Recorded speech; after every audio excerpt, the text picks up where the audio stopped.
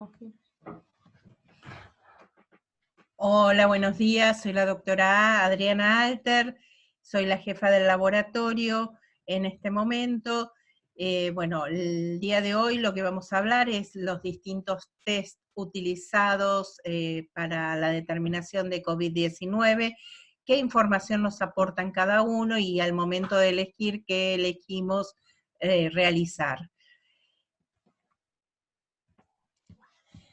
Este es un esquema del SARS-CoV-2, que es la estrella de esta pandemia.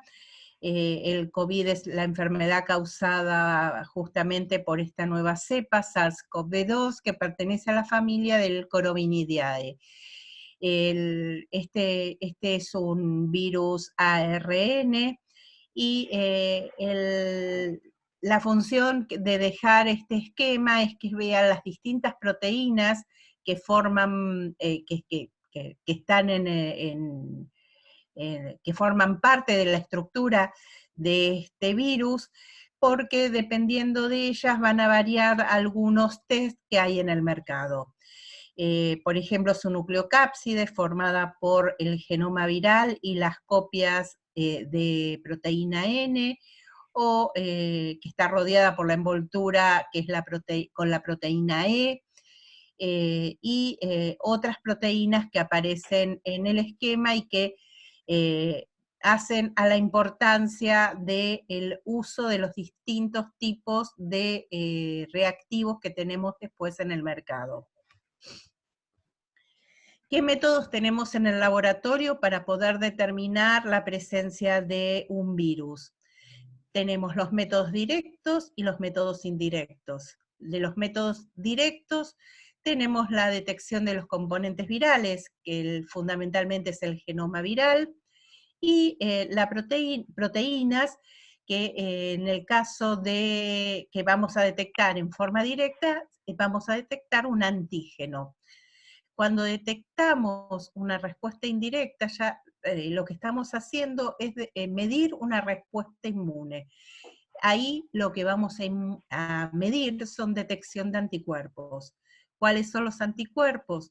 Son todos aquellos que tienen información de eso que entró al organismo y que es extraño, y que se formaron IgG, IgA, IgM, distintas inmunoglobulinas que son las que van a defendernos ante la presencia de estos virus, en este caso, agresores, y que el cuerpo no los reconoce. Dentro de los métodos directos, como habíamos dicho, vamos a demostrar la presencia del virus, fundamentalmente por la presencia del genoma viral o por la presencia de antígeno. Y vamos a detectar al virus como agente infeccioso, la presencia de los antígenos virales, la presencia de ácido nucleico viral y el virus como partícula viral. Tenemos diferencias en los conceptos básicamente del virus como partícula viral a el material de ácido nucleico, dependiendo de lo infeccioso que sea y cómo esté presentado en el organismo. Dentro de los métodos de diagnóstico indirectos, lo que vamos a medir es la respuesta inmune, ya sea humoral o celular, por parte del huésped. Vamos a realizar la detección de anticuerpos específicos. Lo primero que vamos a medir es una IgM específica. Luego, en una seroconversión serológica, vamos a tener ya la IgG. La IgM es en la etapa aguda, y la IgG, si bien la vamos a tener también en un principio, en la primera fase de la etapa aguda, se va a mantener y vamos a considerarlo en una infección normal como una infección crónica. Este virus tiene varias particularidades y no se presenta como el común de los virus. Hay mucho que no se sabe todavía, hay muchos estudios, no se sabe cuánto tiempo estas inmunoglobulinas G permanece y nos defiende ante la posibilidad de una nueva pandemia, o de una nueva infección. No se sabe si esto pasa a ser meses, si es años, o si nos inmuniza de por vida, como en otras infecciones. Se ha visto que en las personas que han padecido el COVID en forma más aguda, más grave, el porcentaje o el nivel de inmunoglobulina G que se midió era mucho más alto que en aquellos que, que habían tenido contacto con el virus, pero que no habían enfermado. Esto sirve después a la hora de, vamos a ver, para utilizarlo o no con otra función. En la respuesta inmune tenemos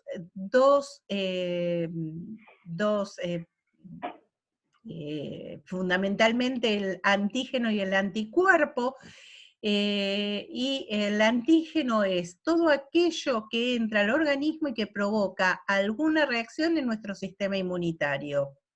El cuerpo no lo reconoce como propio y genera una reacción para defenderse, y lo que segrega es los anticuerpos.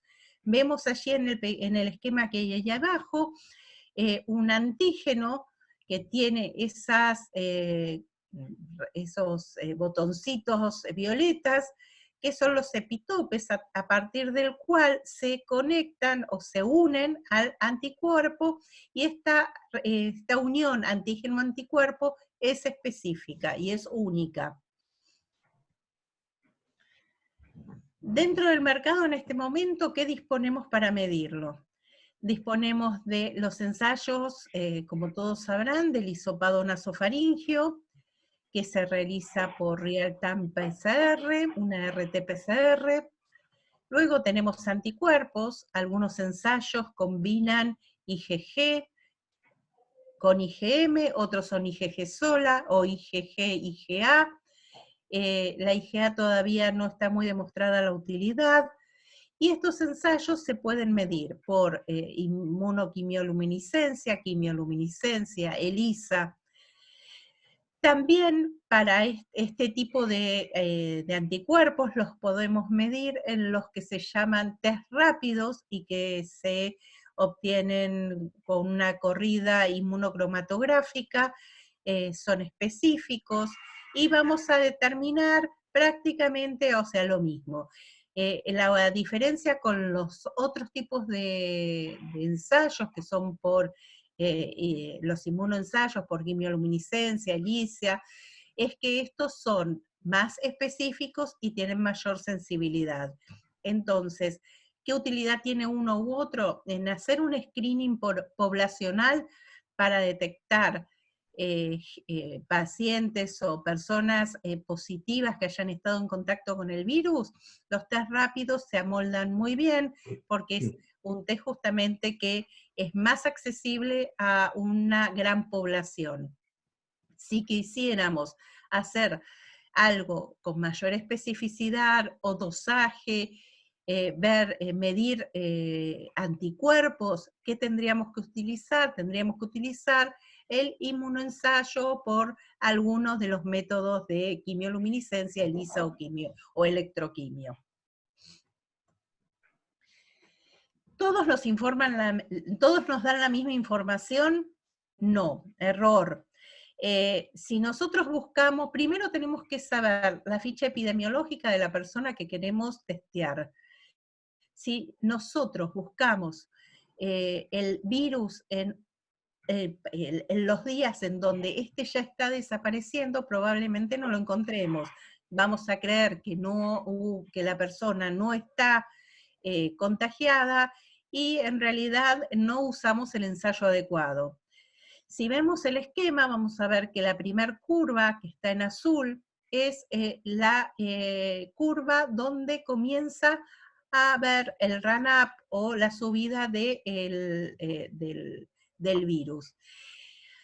Hasta que aparece, ¿a qué llamamos periodo de ventana? Durante el periodo de ventana no podemos hacer ningún test serológico. Lo único que vamos a tener es los textos que detectan el ARN viral, en este caso, por PCR. Y se llama periodo de ventana al periodo que está desde la infección hasta que aparecen los primeras, hasta que se puede medir algún tipo de respuesta en el plasma o el suero del paciente. Esto en el caso del COVID sería más o menos hasta el día 7.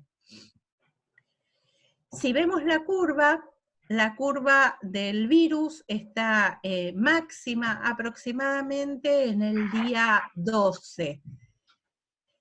Pero tenemos que hacer una salvedad. Hasta el día aproximadamente 10 o 12 podemos buscar virus en la ARN, en muestras de hisopado, en muestras respiratorias altas, como ser hisopado nasal y nasofaringio.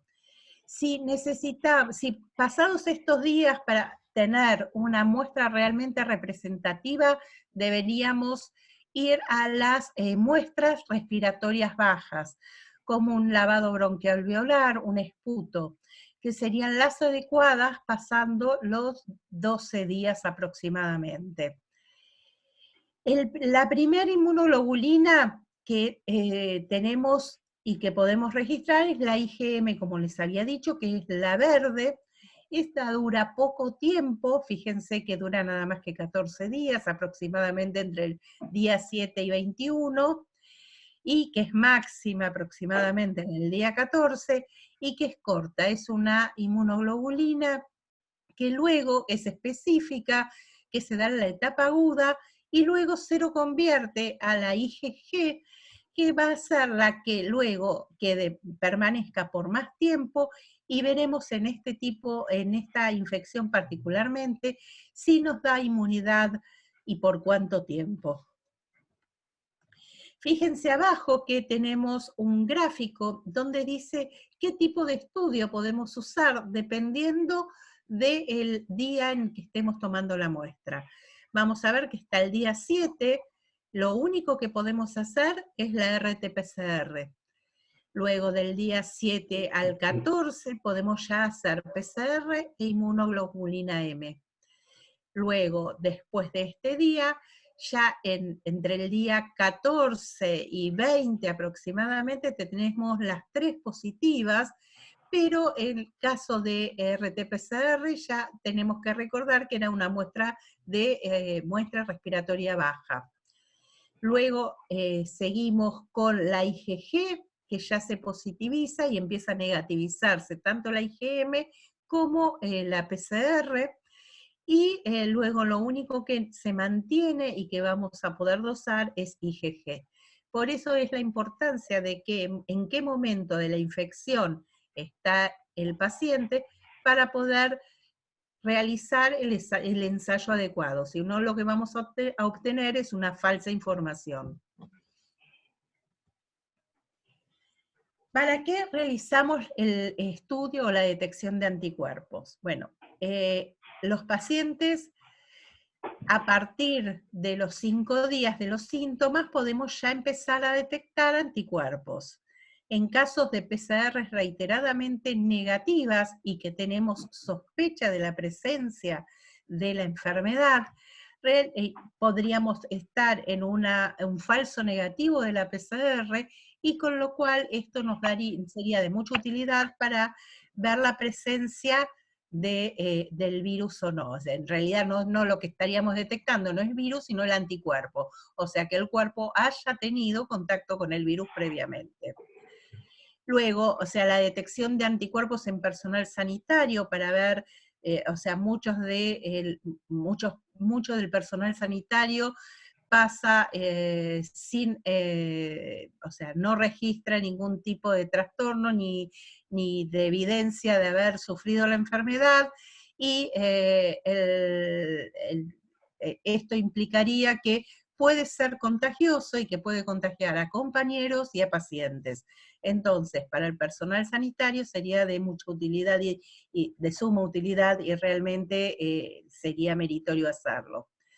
Para comprender la epidemiología del COVID-19, que no se comporta como otros virus y que tiene comportamientos particulares, para poder identificar, para poder realizar, o sea, está en investigación para el desarrollo de vacuna, para el trabajo de plasma de convalecientes, que ya muchos habrán escuchado, se usa en otras enfermedades, da muy buenos resultados, pero para eso necesitamos hacer estudios justamente de investigación para saber los tipos de inmunoglobulinas neutralizantes que tenemos, necesitamos anticuerpos neutralizantes, saber en qué presencia está en la infección, si se da solamente en aquellos casos graves, si aquellos que pasaron asintomáticos también tienen anticuerpos neutralizantes, es decir, para investigación de un posible tratamiento como es el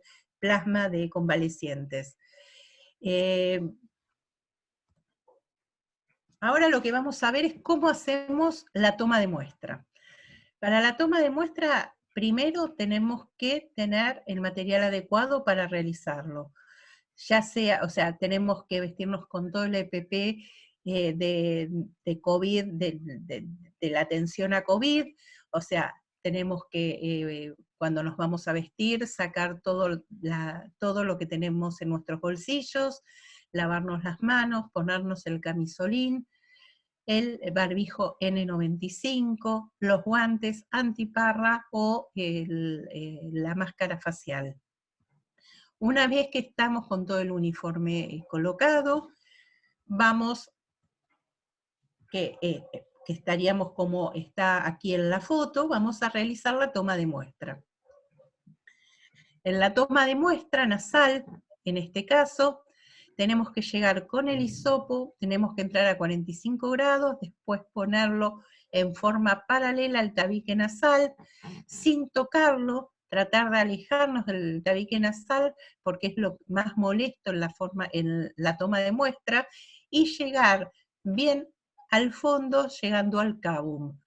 Ahí tenemos que rotar unos 7 segundos el hisopo, extraerlo, y lo vamos a colocar en un tubito estéril que tenga 2 mililitros de solución fisiológica estéril, como después de esta diapositiva les voy a mostrar.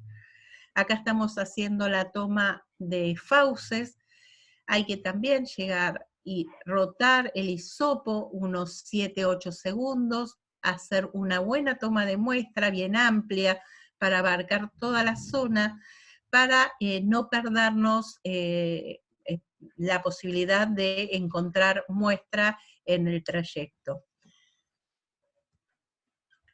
Ambos hisopos se colocan en un tubo estéril con 2 mililitros de fisiológica, como les había dicho. Este tubito estéril se coloca a su vez dentro de una bolsita de bioseguridad que se utiliza para el transporte de muestras. El tubo ese se rotula con el nombre, apellido y número de documento de la persona de la que se le tomó la muestra. Se coloca dentro de un tubo rígido de plástico con tapa. Ese tubito que tiene una tapa roja que ustedes ven allí es solo un frisante, es para mantener la temperatura baja dentro de ese triple envase que vamos a colocar la muestra. Se cierra ese envase rígido con la tapa roja que tienen ahí de costadito, y esto lo colocamos adentro de una caja, que también, y haríamos así el triple envase. La caja se cierra y se completan 2 fichas epidemiológicas.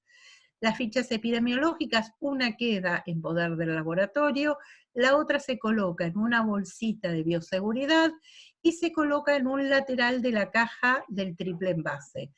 Se colocan tantas bolsitas alrededor como muestras hayamos colocado dentro del triple envase, para facilitar al hospital que recepciona este envase saber a priori cuántas muestras vienen en él. Bueno, esta fue realmente una charla básica, o sea, está destinada a todo el personal y para que todos puedan entender de qué se trata el tema del hisopado y de los otros estudios que están en el mercado, y obviamente les dejo mi mail para que cualquier consulta que necesiten o cualquier trabajo o alguna explicación extra que quisieran realizar puedan hacerme.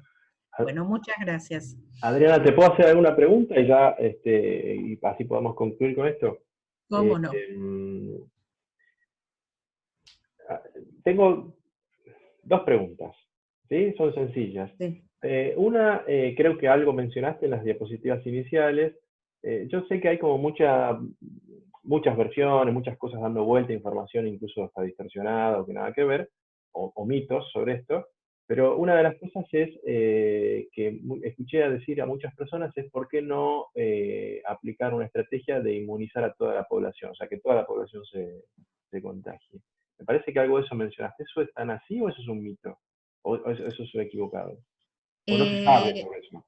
Normalmente en una pandemia termina un 60% de la población infectada o con inmunoglobulina G de memoria, por lo menos, del virus. Ajá, El tema es que el sistema sanitario tiene que poder reaccionar, porque a priori ninguno sabe si vamos a cursar, o sea, si bien el porcentaje de casos graves es bajo, tenemos que tener el equipo adecuado a nivel institucional para poder responder a esa infección. Entonces, si nosotros no tenemos, yo creo que lo que hicimos hasta ahora en Argentina es darnos el tiempo para equiparnos, para prepararnos, por si esto empieza a subir en forma desmedida y claro. poder reaccionar adecuadamente ante la demanda de los pacientes que hubieran.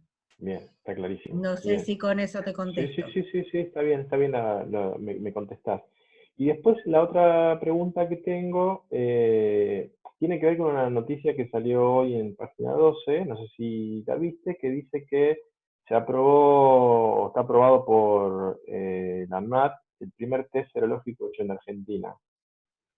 Sí, ¿A bueno, qué se refiere eso? realmente la gente que ha trabajado en esto, mil felicitaciones.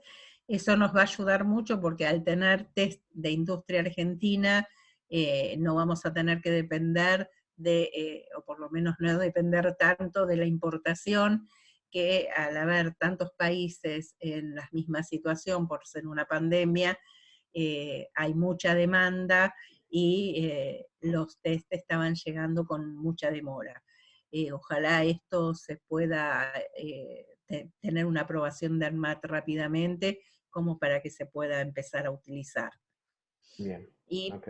obviamente una felicitación al equipo de investigadores que tenemos en Argentina. Bueno, bueno, Adriana, muchas gracias y bueno, terminamos el tema de hoy. Bueno, muchas gracias. Chau, chau.